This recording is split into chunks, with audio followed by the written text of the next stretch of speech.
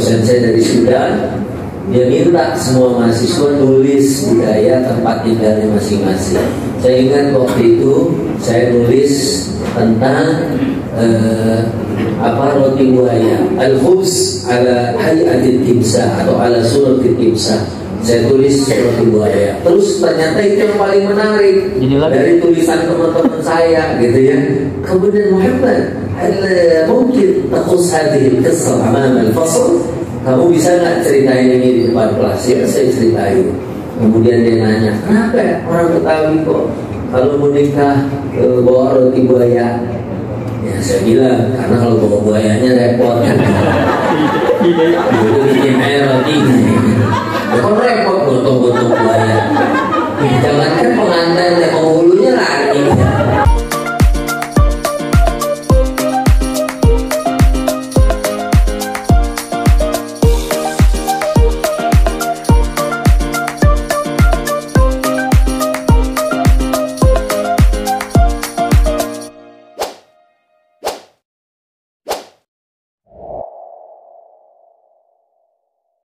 Jangan sampai kita kalah sama orang Cipayung. Betawi Slebel. Nah, yang kalau kita lihat tampilannya itu bukan Betawi. Karena dari zaman Melon Sidul, anak Betawi, ya yang lagunya itu katanya anak Betawi gak berbudaya katanya. Padahal ya walaupun di sinetron itu kerjaannya pacaran melulu, tapi di lagunya si kerjaannya sembahyang mengaji. Sebenarnya itu identik dengan Betawi. Ini bagian porsi saya yang saya mau sampaikan. Ternyata Betawi itu agamis, Betawi itu Islam. Dan kalau kita melestarikan Islam, berarti melestarikan iman. Betul nggak? Kalau menurut Al-Quran, iman kita itu harganya lebih mahal dari emas segede dunia ini. Ibu, emas kilo sekarang berapa? Kilo. Kalau tidak ya, emasnya kiloan semua. Kilo. Oh, alhamdulillah saya pulang haji nih 2022.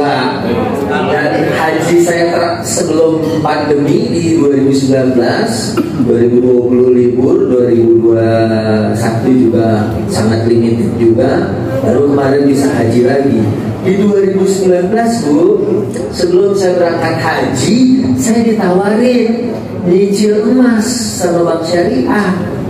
Sekilo waktu itu emas 650 juta. Saya diam aja. Pas pulang haji 2019, itu emas naik dalam hitungan 1-2 bulan jadi 1 miliar. Dia telepon, Ustaz, nyesel kan? Saya bilang, saya nyesel, nyeselnya. Kenapa nggak punya duit? Ya kan, masalahnya kalau punya duit kita beli. Nah, emas sekarang sih udah tinggal 800 jutaan sekilo. Ya, dan harga iman kita lebih mahal dari emas segede dunia ini. Ibu ada nggak yang pakai anting 6 kilo?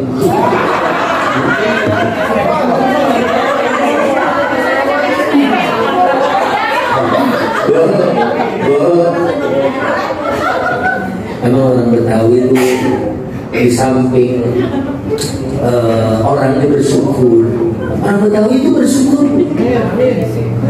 Jadi saya ingat dulu, saya punya encing, kadang-kadang makan tuh di rumah ada sambal goreng ati. Begitu dateng, oncom sama le. Ada yang cing, hatinya mana? Hatinya di sini. Jadi lu kalau makan hati, lu enak aja.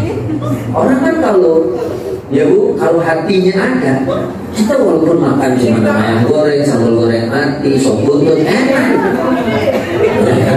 Nah, iya makanan begitu. Nah, jadi agama ini mahal. Ini coba nih, kalau tadi dilestarikan keseniannya, pencak silatnya, palang pintunya, ondel-ondelnya. Ya, walaupun kita sekarang ini dari Iran sampai sebel sama ondel-ondel, karena kita lagi makan pinggir jalan, dan 6 kali ondel-ondel juga. Ya. Nah, itu mungkin nanti guru kita dikumpulin tuh yang enak ya, suruh main pinggir laut ya. Di pantai nggak kapuk, bikin festival ya kan. Nah, cuman konsentrasi saya sesungguhnya ya adalah pada Betawi dan Islam dan Betawi. Jadi sampai suku ini melekat banget ya, dan kalau saya sebagai, kalau di sini dibilang budayawan, karena memang saya dari zaman SD saya udah nulis naskah samrak. Halo? Ya.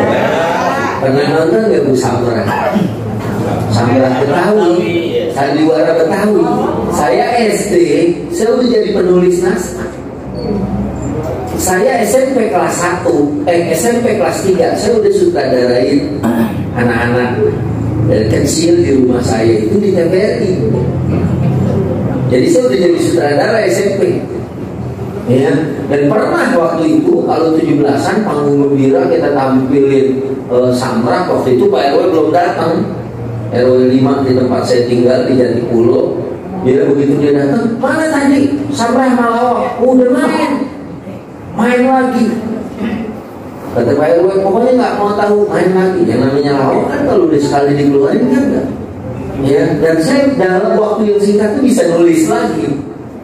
Ya, jadi kalau saya memang teater, dulu main samra, ya kan, main lenong Betawi, ya kan. Nah, oleh karena itu masuk, walaupun saya secara genetik bapak saya Bogor, bapak saya Empang Bogor, ibu saya Kabupaten Bogor asli, makanya saya namanya Kalburi. Walaupun kalau saya tahun 72 udah di Jakarta sampai sekarang 2022, berarti kira-kira saya udah 50 tahun di sini di Jakarta, gitu ya. Dan secara antropologis, seorang yang peduli dan memiliki kepedulian terhadap budaya Betawi, dia juga Betawi, tapi antropologis atau geografis. Jadi bukan Jakarta aja, sebagian Bogor, sebagian Depok, sebagian Tangerang, sebagian Bekasi, itu juga masuk orang-orang Betawi. Kalau ya, itu Kunto Wijoyo bilang kalau mereka Islam. Ya, makanya di Betawi saya pernah ceramah, satu kampung dibikin murtad. Jadi pernah tuh mereka Natalan pakai baju sadaria, pakai koko, pakai kain kayak Betawi, terus perempuannya pakai kudungan. Terus lagu-lagu rohaninya juga dibikin lagu kayak kicir-kicir, ya sebetulnya secara sejarah, secara historis Betawi itu sangat lekat dan dekat dengan Islam. Malah di sini ada tokoh Betawi, antropolog Fahri Ali juga mengatakan bahwa ya kalau bukan Islam malah bukan Betawi, ekstrim banget. Nah, oleh karena itu kalau melestarikan budaya Betawi, yuk kita lestarikan juga. Ya mungkin kayak ada kesenian hadroh, ya. Ini kalau yang relate sama agama nih, ya, buat berhibur. Karena kan hidup, apalagi udah begini Bu ya. Katanya gara-gara perang Rusia, mie instan aja mau naik 3 kali. Jadi yang harganya mie instan 6.000 bisa 12.000. Saya ditanya, Ustaz itu semua rasa, kari ayam sama ayam bawang naik? Iya, cuma karena ayam doang yang tekan. Nah, habis waktu. Lanjut. Oh, apa lagi? Kapan lagi? Kapan lagi ya? Ada kamu nasinya kering. Belum kan nasi padang, bukan nasi padang ya. Belum dijaga Pak Jinan. Oh, pakai belum nyari. Ambil dulu. Makanya Anda ngejauh biar nggak dicolek.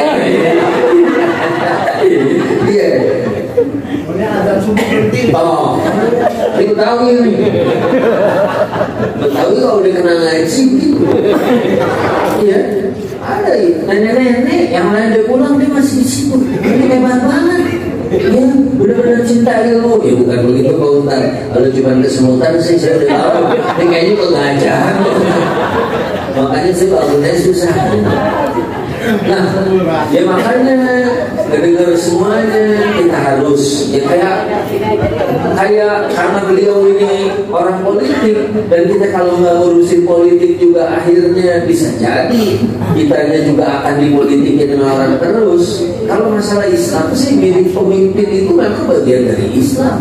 Kita jalan berdua aja safar nih ke Sukabumi berdua pilih pemimpin untuk ngarahin jalan.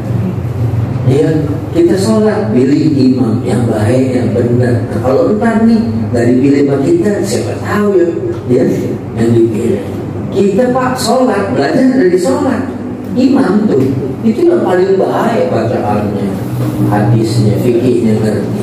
Jangankan imam, 2 orang di belakang imam aja itu nggak boleh orang sembarangan. Ya, kita kalau sholat nih. Iya. Ada makom yang ribut jadi imam. Akhirnya nggak jadi gitu ya. Nah, itu yang 2 kiri kanan dia harus ngerti juga. Sebab kalau imam batal, yang gantiin paham, ngerti. Jangan sampai imam batal keluar ikut deh. Nanya, mana Pak? Itu batal. Nah, kalau dia nggak paham kan kalau dia ngerti imam batal. Nah, kalau sebelahnya nggak ngerti udah tahu tapi batal juga akhirnya. Ya ini imam itu membawa.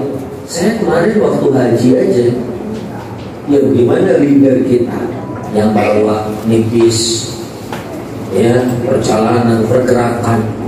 Ya, makanya ini jadi masalah kita semua sebetulnya. Ini problematika kita semua juga ya. Berdoalah mudah-mudahan yang dipilihnya orang-orang baik ya. Dan ya seperti tadi Pak Dr. Andes Kiai Haji Nasrullah bilang kalau beliau dipercayain lagi buat tampil, ya mudah-mudahan kita bisa support, bisa dukung karena makin banyak orang-orang yang ngerti, yang paham, ya ketahui sekolah, ya Dr. Andesnya dulu dakwah UI, fisik, fisik UI, ya kan?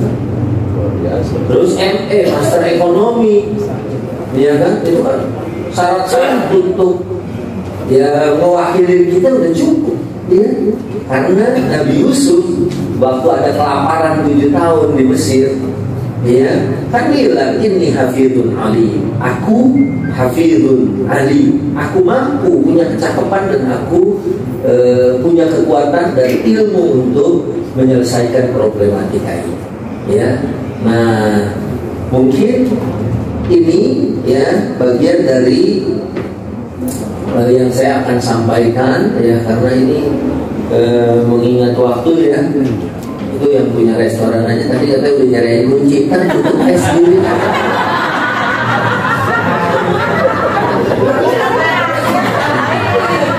Saya takut gitu kan. Itu besok pagi ya orang pikir dari luar kita bisa sarapan padahal kita kekunci. Baik, jadi ngomong urusan agama ya, di Islam sendiri ya banyak budaya-budaya jahiliyah yang kemudian diakomodasi atau diakomodir oleh Islam. Kayak ikram duyuf, memuliakan tamu, itu kebiasaan Arab jahiliyah. Orang Arab kalau ada tamu itu belum akan ditanya sebelum 3 hari.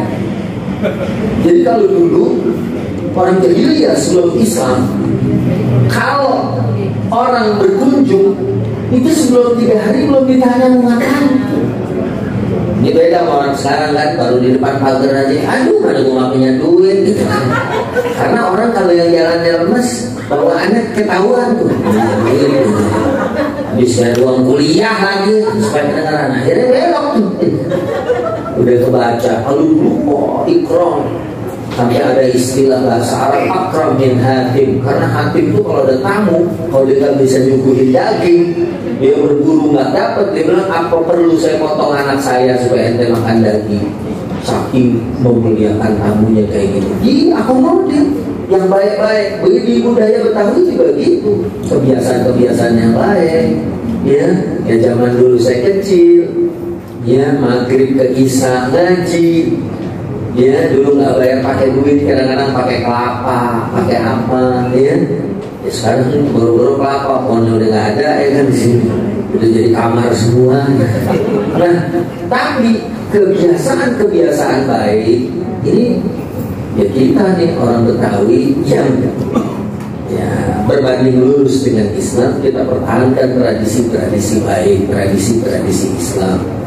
Nah, saya ingat waktu anak saya nikah tuh yang pertama, kan begitu datang lamar, udah aja sekalian nikah, ada bapaknya, habis itu dia ngurus-ngurus surat, kemudian kita bikin rame-rame itu. Dan ternyata banyak dulu orang-orang Betawi dulu yang waktu heboh-hebohnya dulu ada Sekuji itu, bahkan waktu itu wakil presiden tuh Pak Yusuf Kala, itu biasa kok. Dia di kampung saya. Kenapa di kampungnya dia di Sulawesi Selatan? Karena dia dekat dengan Islam. Biasa tuh kalau orang udah senang main, udah nikahin aja. Ya. Dan saya ketemu, saya sama teman saya yang beli travel haji dan umroh. Mungkin nanti kita syukurannya nanti kalau kita ini kita semuanya umroh ya, dikasih diskon 10.000 perak ya, kita doanya mampu deh ya, kita doanya dimampuin ya, karena ya urusan haji ini bukan punya duit atau punya kesempatan. Kayak kemarin istri saya bilang mau haji dari 5 bulan kemarin. Saya bilang mau haji. Yang pertama habis pandemi, haji mahal. Kuotanya Mama Dede aja yang biasanya tiap tahun wukuf, tahun ini nggak bisa berangkat karena dia kena regulasi umur. Dibatasi, bayarnya mahal. Dan istri saya udah haji, ngapain dia mau haji? Tapi emang ternyata kekuatan niat itu ya, sampai kemudian ada yang ngasih tiket dia itu 350 juta Mama. Kalau kita beli cilok 350 juta, bukan ada 3 aja ya. Mungkin rahang kita sampai membel kali ya. Imam juga bacanya ya sampai situ. Nah, baik. Jadi kita melestarikan yang baik-baik ya.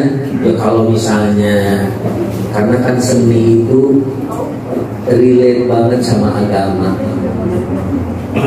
Mungkin sekarang zaman medsos ya, kita nonton tanpa kita melecehkan budaya lain, tapi kalau kita lihat dari sisi agama kita tentu itu menyimpang.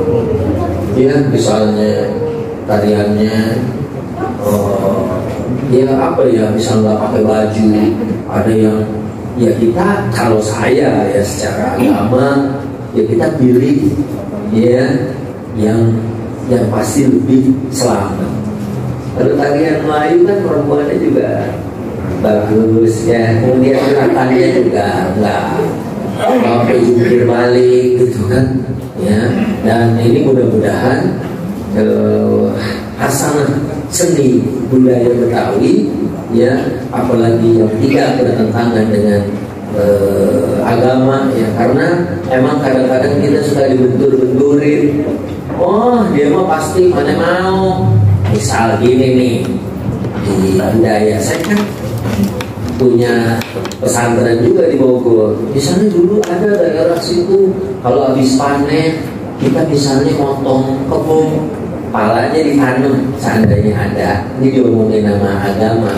Kalau saya ngasih substitusi, bagaimana kalau motong kebun palanya jangan ditanam, palanya kasih ya Bang Muhammad. Kan jadi soto tuh ya, kan jadi soto. jalanan kita baca Yasin, kita tahlil, yang dimakan bareng-bareng jauh lebih manfaat kalau lihatnya dari sisi agama. Ya karena kita nggak boleh tafsir innal mubazzirina kanu ikhwanas syayatin. Pasti kita tahu mubazir itu saudaranya siapa. Ya mudah-mudahan deh negeri kita aman, karena kita ini bisa dapat dunia kalau kita apa katanya asbaha. Ya kalau pagi-paginya atau kalau dia keadaannya itu aminan fi sirbihi, keadaannya aman, ya kita berharap Betawi dan Indonesia secara umum itu aman, tenang, tentram. Wa mu'afan fi jasadihi, badannya semuanya sehat. Amin. Lagi nih selepas pandemi udah ada lagi ya bilang nih siap-siap ada wabah cacar monyet. Ya monyet pakai nularin cacar lagi. Terus yang ketiga, ya kalau di samping negerinya aman, ya kemudian jasadnya sehat, wa indahu qutu yaumihi, kalau dia punya makanan untuk hari ini, insya Allah dunia udah ada di tangan kita. Ya, mudah-mudahan ya kita bisa mendapatkan keberkahan, karena dari tadi Pak Wakil kita di DPRD ini bilang bahwa di dalam agama nggak ada acara yang sia-sia. Kita mikirin umat, mikirin negara, ya mikirin budaya. Bahkan dulu saya waktu kuliah ingat juga dosen saya dari Sudan, dia minta semua mahasiswa tulis budaya tempat tinggalnya masing-masing. Saya ingat waktu itu saya nulis tentang roti buaya, al-khubz ala hay'atit timsah atau ala suratit timsah. Saya tulis roti buaya. Terus ternyata itu yang paling menarik dari tulisan teman-teman saya, gitu ya. Kemudian Muhammad, mungkin takhus hadhil qissah amam al-fasl. Kamu bisa nggak ceritain ini di depan kelas? Ya saya ceritain. Kemudian dia nanya, kenapa orang Betawi kok kalau mau nikah bawa roti buaya? Ya saya bilang, karena kalau bawa buayanya repot kan. Itu bikin air roti. Ya kok repot gotong-gotong buaya. Jangankan pengantin yang penghulunya lari. Ya alhamdulillah, mudah-mudahan habis ini nggak ada lagi keadaan yang buruk ya. Karena cukup deh. Para ustadz nih, kalau tadi kata Ustadz Amirul katanya manggung sono sini, pandemi mah kita nggak bisa manggung. Apa Idul Fitri yang di rumah ya Bu, ya walaupun ya saya habis siaran di Indonesia selama pandemi, alhamdulillah habis siaran sahur langsung ke Amerika siaran buka puasa. Jadi karena kalau di sini sahur di sana pas buka, ya enak tuh, ya kan? Selama pandemi banyaklah, walaupun ada penderitaannya, ya ada hal-hal yang baiknya juga. Di antaranya dulu saya nggak biasa jualan, sekarang saya bisa jualan. Ya ada mobil dijual, ada rumah dijual, ada TV dijual. Ya ini mungkin yang bisa saya sampaikan dalam majelis ini, karena yang mahal juga adalah bagaimana kita bisa ngobrol sama perwakilan kita di DPRD. Ini kan biar bisa nyambung. Ya, itu aja mungkin. Bubur sumsum dengan capir. Assalamualaikum saya ucapin.